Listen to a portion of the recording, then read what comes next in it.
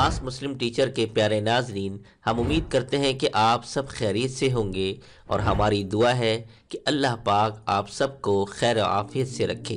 محترم ناظرین و سامعین، آج ہم ایک ایسے مسئلے پر بحث کرنے جا رہے ہیں جو تقریباً ایک المیہ بن چکا ہے اس دور کا۔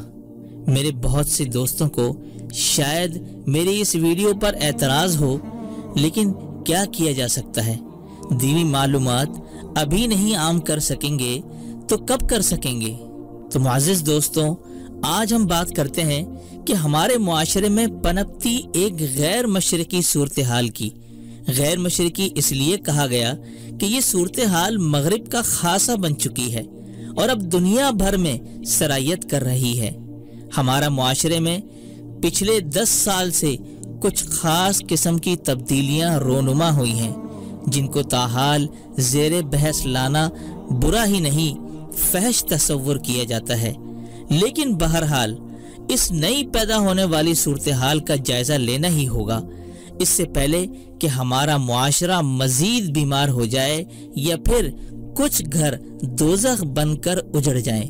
محترم ناظرین و سامعین، نئے دور میں جہاں انٹرنیٹ تک رسائی عام کی گئی ہے کہ عوام تک معلومات کا ذخیرہ ایک سنگل کلک کے ذریعے پہنچا رہے ہیں، وہیں پر مغربی آزادی مشرقی روایات و اقدار کا جنازہ نکالنے میں کلیدی کردار ادا کر رہی ہے۔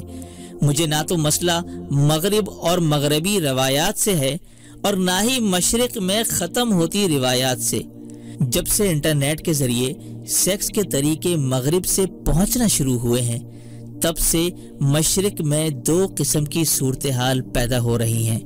ایک ہمارے نوجوان جو دیکھتے ہیں وہی کرنے کی کوشش میں لگ جاتے ہیں، اور دوسرے اگر یہ سب مشرق میں نہیں کر پاتے تو مغرب کا گاہے بگاہے چکر لگاتے رہتے ہیں۔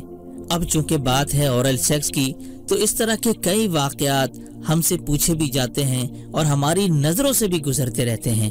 تو سوچا کیوں نہ اس مسئلے کو ایک سوال جواب کی صورت میں پیش کر کے اسلامی نقطہ نظر کو واضح کیا جائے کہ آیا اسلام میں اورل سیکس کی اجازت ہے یا نہیں، اور اگر اجازت ہے تو کس حد تک، اور اگر اجازت نہیں ہے تو کیوں نہیں ہے۔ تو سوال کچھ یوں پوچھا جاتا ہے کہ کیا فرماتے ہیں مفتیان کرام اس مسئلے کے بارے میں کہ بیوی کے منہ میں اپنا آلہ تناسل ڈالنا درست ہے یا نہیں، جبکہ قرآن میں صرف حالت حیض میں ہی بیوی سے جماع کرنے کی ممانعت آئی ہے۔ احادیث میں جماع فی الدبر کی ممانعت آئی ہے، اور اس کے علاوہ کسی اور طریقے جماع کی ممانعت نہیں آئی۔ قرآن و سنت کی روشنی میں ہمیں رہنمائی فرمائیں کہ اس کے بارے میں کوئی ممانعت آئی ہے یا نہیں۔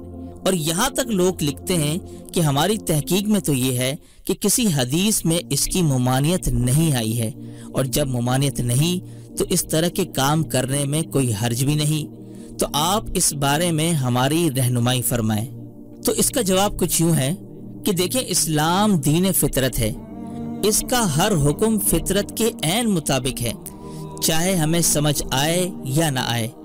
چنانچہ شعبہ ہائے زندگی کے ہر فعل کی کامل رہنمائی دین اسلام میں موجود ہے۔ انہی احکامات میں اپنی زوجہ سے مباشرت کے احکامات بھی ہیں۔ مختلف مواقع میں حضرت صلی اللہ علیہ وآلہ وسلم کی طرف سے مجامعت اور منہیات واضح کر دی گئی ہیں، یعنی جن کاموں سے منع کیا گیا ہے۔ منہیات کے اندر بیوی کے ساتھ دبر میں جماع کرنا اور حالت حیض میں جماع کرنا بھی شامل ہے، اور پھر حالت حیض میں بھی فقط جماع ہی منع ہے۔ اس کے علاوہ اپنی بیوی سے ہر طرح کا نفع اٹھایا جا سکتا ہے، یہ شرعاً منع نہیں ہے۔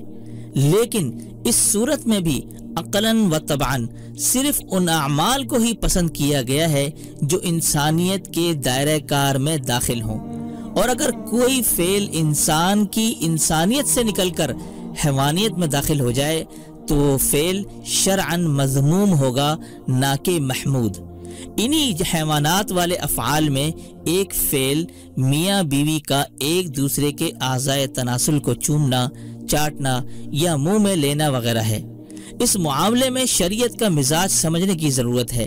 وہ اس طرح کہ انسان اشرف المخلوقات ہے، اس کے اور حیوانات کے درمیان ایک امتیازی فرق اور شان ہے۔ اسی وجہ سے بہت سی احادیث مبارکہ میں مسلمانوں کو حیوانات کے بہت سارے افعال میں مشابہت اختیار کرنے سے روکا گیا ہے۔ مثلا سنن ابی داود میں ہے، آپ علیہ السلام نے ارشاد فرمایا کہ جب تم میں سے کوئی سجدہ کرے تو اپنے ہاتھوں کو کتوں کے ہاتھ پھیلا کر بیٹھنے کی طرح نہ پھیلائے۔ اسی طرح سنن ابن ماجہ میں ہے، آپ علیہ السلام نے کتے کی طرح بیٹھنے سے منع فرمایا ہے۔ اسی طرح ایک اور حدیث ہے کہ آپ علیہ السلام نے کوے کے چونچ مارنے کی طرح، درندوں کے پاؤں بچھانے کی طرح، اونٹ کے بیٹھنے کی طرح افعال اختیار کرنے سے منع فرمایا۔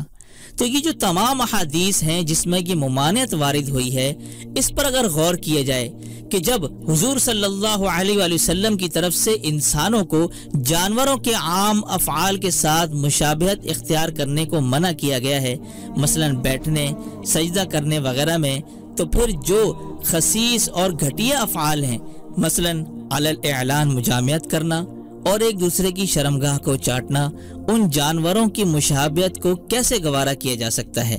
نیز یہ تو جانوروں کے ساتھ مشابہت سے بچنے کے بارے میں تفصیل تھی، خود حضرت انسان کے بارے میں جو اشرف المخلوقات ہے، جس کے تمام اعضاء مکرم اور محترم ہیں۔ صحیح البخاری اور سنن نسائی میں ہے کہ آپ علیہ السلام نے ارشاد فرمایا کہ جب تم میں سے کوئی قضائے حاجت کے لیے بیٹھے تو اپنی شرمگاہ کو اپنے دائیں ہاتھ سے نہ چھوئے، اور دوسری روایت میں ہے کہ دائیں ہاتھ سے استنجا نہ کرے، یعنی دائیں ہاتھ کے معزز اور مکرم ہونے کی وجہ سے مذکورہ فعل میں اس کے استعمال سے بچنے کی تاکید فرمائی گئی۔ تو پھر اس سے آگے بڑھتے ہوئے چہرہ جو انسانی اعضاء میں سب سے زیادہ اعظم اور مکرم اور اشرف ہے، اس کی تعظیم و تکریم تو ہوگی۔ اس کا اندازہ اس سے لگایا جا سکتا ہے کہ نبی اکرم صلی اللہ علیہ وآلہ وسلم نے چہرے پر مارنے سے صاف منع فرمایا ہے، حتیٰ کہ میدان جنگ میں دشمن پر غلبہ حاصل ہونے کی صورت میں بھی اس کے چہرے کو مسلح یعنی ناک، کان، ہونٹ وغیرہ کاٹنے سے منع فرمایا ہے۔ نیز اس کے ساتھ ساتھ چہرے میں زبان بھی ہے، جس سے اللہ رب العزت کا ذکر کیا جاتا ہے اور قرآن مجید کی تلاوت کی جاتی ہے۔ اس میں عضو تناسل ڈالنا یہ کیسے گوارا ہو سکتا ہے؟ اس کو نہ تو انسانی طبیعت گوارا کرتی ہے اور نہ ہی دینی فطرت۔ نیز اسی طرح کے افعال سر انجام دینے کا جذبہ عموماً فحش فلمیں وغیرہ دیکھنے سے پیدا ہوتا ہے، اور اس میں غیر مسلمین کی مشابہت بھی پائی جاتی ہے، جس سے شرعاً منع کیا گیا ہے۔ ایسا شخص ان نقالی میں اسی پر بس نہیں کرے گا، بلکہ ان کے نقش قدم پر چلتے ہوئے جانوروں سے بدفعلی کرنے جیسی لعنتی فعل میں بھی مبتلا ہو جائے گا۔ خلاصہ یہ ہے کہ یہ فعل کرنا گناہ ہے اور اس سے بچنا از حد لازمی اور ضروری ہے۔